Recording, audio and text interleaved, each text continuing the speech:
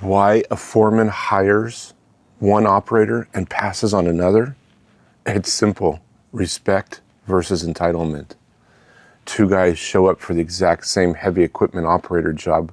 One gets hired, one gets passed over. And surprisingly, experience isn't necessarily what separates them. In fact, the guy with less experience might be the one who gets the job.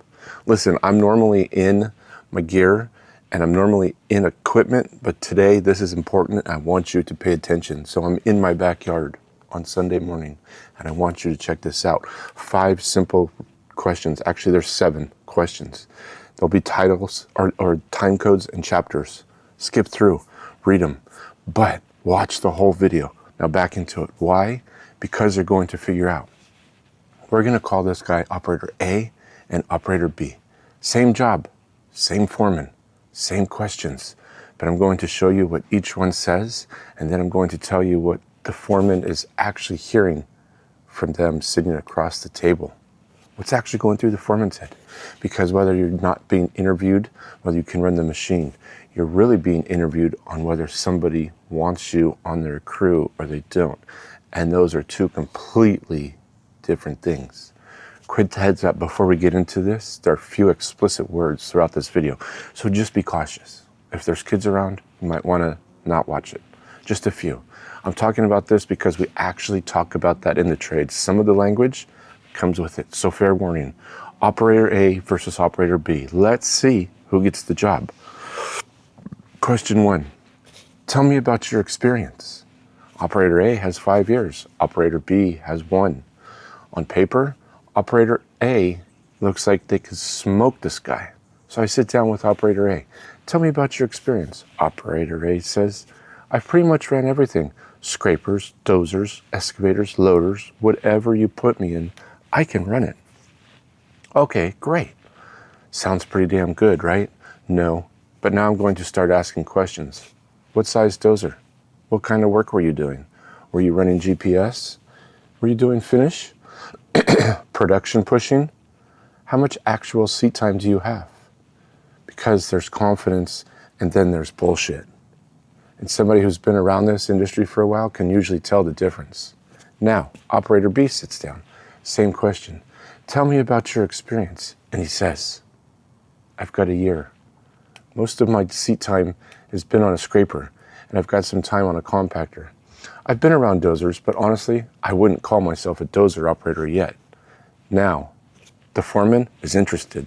Not because Operator B knows more, he doesn't. Probably knows a hell of a lot more than he does. Operator A probably knows a hell of a lot more than he does, but Operator B just showed me something. Respect. Respect for the machine. Respect for the trade. And respect for what he doesn't know yet. That's teachable. I can work with that.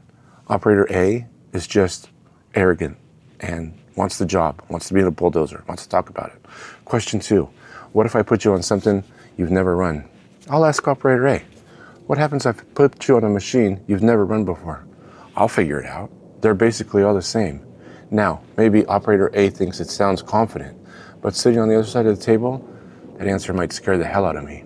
These aren't Tonka trucks. These are multi-million-dollar machines we're working around. People, utilities, trucks, foremen, grades, slopes, all kinds of craziness around. Other machines, grade setters, yeah.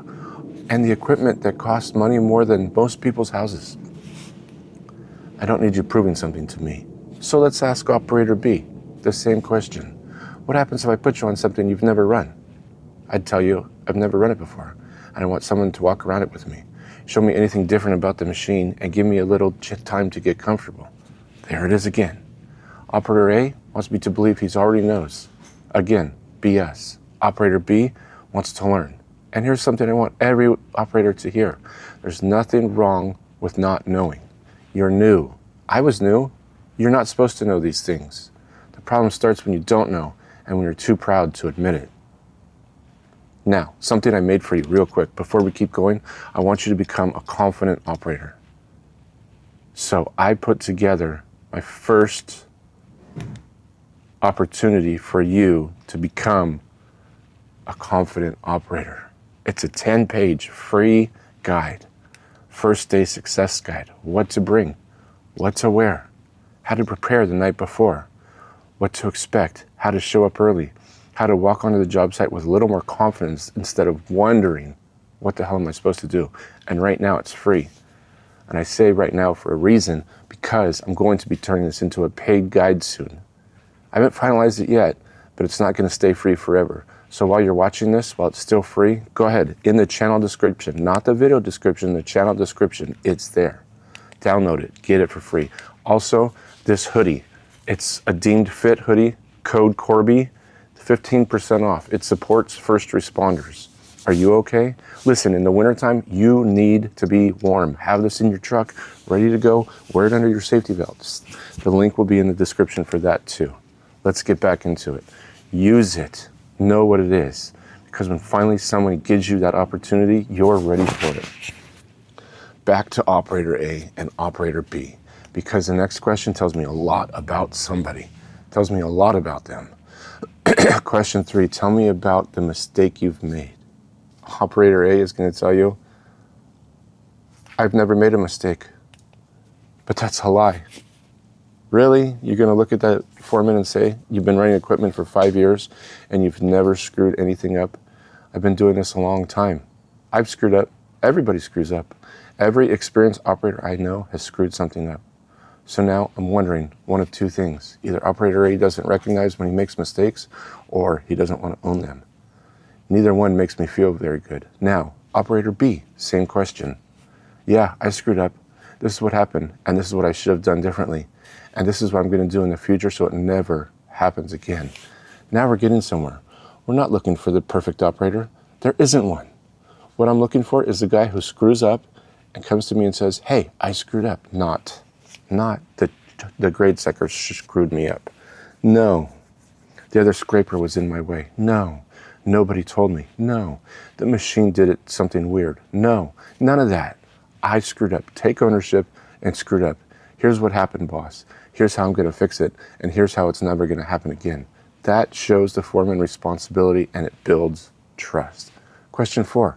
Why did you leave your last job? I know, I promise, it's long, but just bear with me. Come on, tell me, keep with me. This is one answer that means a lot. Operator A, my foreman was an idiot. That's like I always gave good machines to the same guys, and I was better than half the operators there, and they never gave me a chance. Maybe he's right. Maybe the foreman was an idiot. Maybe operator A did deserve the opportunity. I don't know. But here's what I'm thinking while he's talking.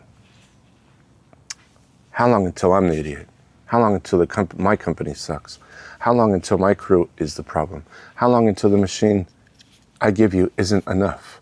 Where's that confidence can start turning into something else? Entitlement. There it is. We said it. Now operator B, why did you leave? I learned a lot there. I'm grateful for the experience. I'm grateful for looking for another. I'm just looking for another opportunity where I can learn and hopefully grow. Completely different feeling. That's respect. See, entitlement versus respect. And understanding something. Respect doesn't mean letting people walk all over you. It means you can't disagree with somebody. It doesn't mean your old employer wasn't perfect.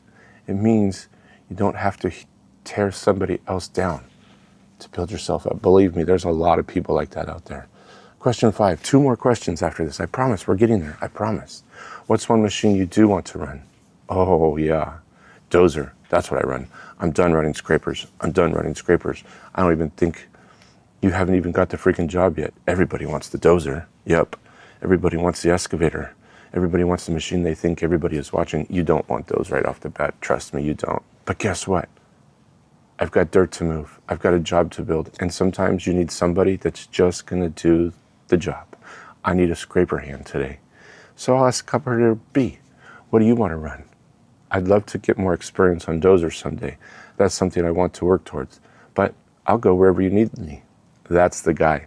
And notice what he didn't say? He didn't say, I don't care what I run. He does care because he wants to learn every single one. He has goals.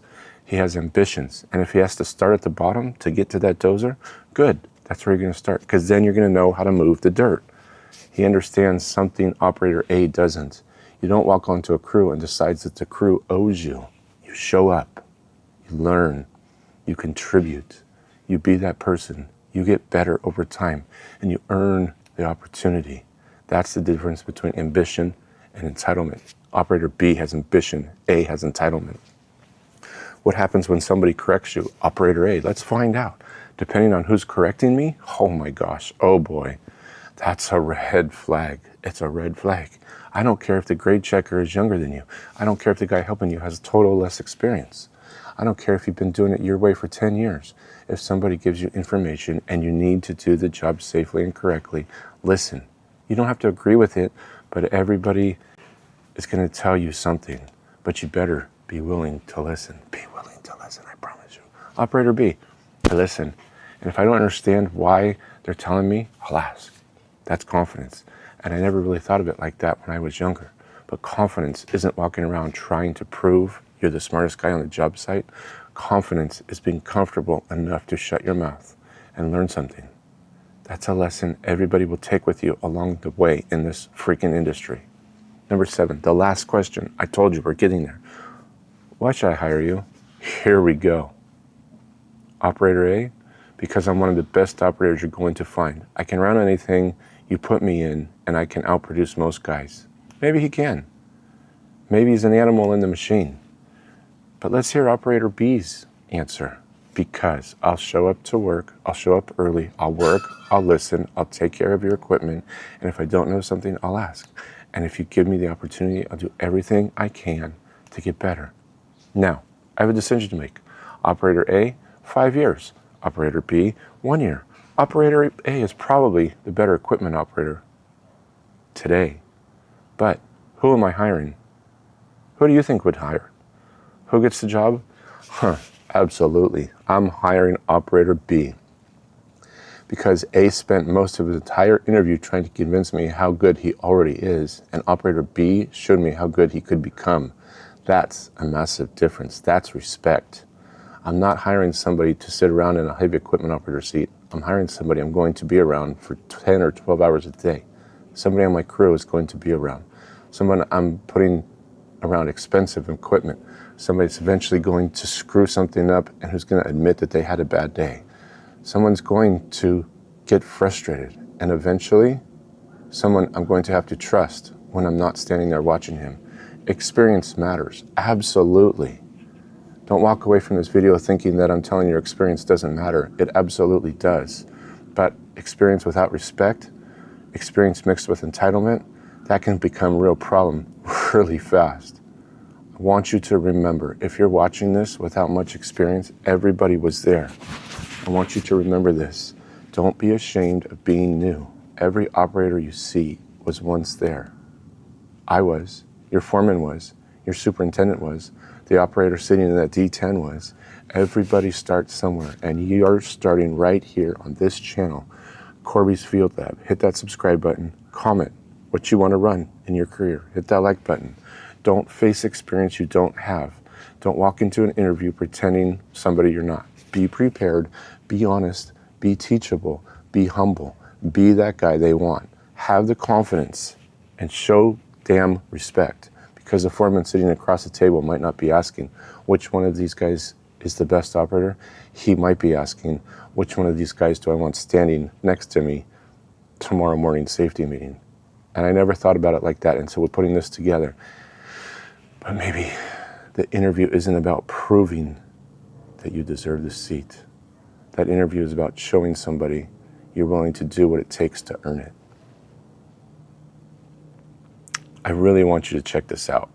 And if you're the operator trying to discuss it, like I said earlier, the first day success guide, it's free, 10 pages, specifically for somebody trying to show up in this industry and get the first opportunity when it finally comes. It's in the channel description. Getting hired isn't the finish line. Now you've got to become the guy they don't want to lose. The operator people trust. The operator people can depend on. The operator foreman wants to come back tomorrow. That's exactly what we're talking about in the next video. Become irreplaceable. Watch that one next, because you're getting the seat time is one thing, but finding your place on the crew is another. Stay steady, stay strong, stay grounded, and let the experience teach you. I freaking love you. Watch the 2 videos right here in the meantime, because they'll show you what I'm talking about. Goodbye.